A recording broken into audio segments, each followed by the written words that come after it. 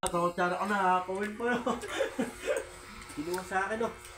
Nag-aagawan po sila, yan po.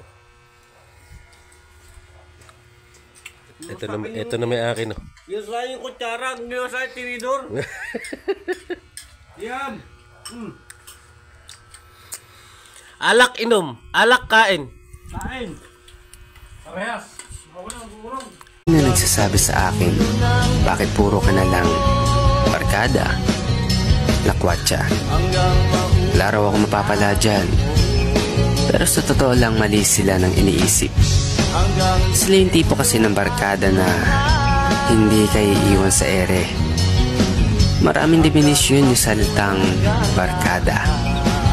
Hindi naman porke barkada ay puro kamalian yung tinuturo. Minsan nga sasabayin ka at tutulungan pa sa lahat. Yung tipong halos sila na yung tumira sa iyo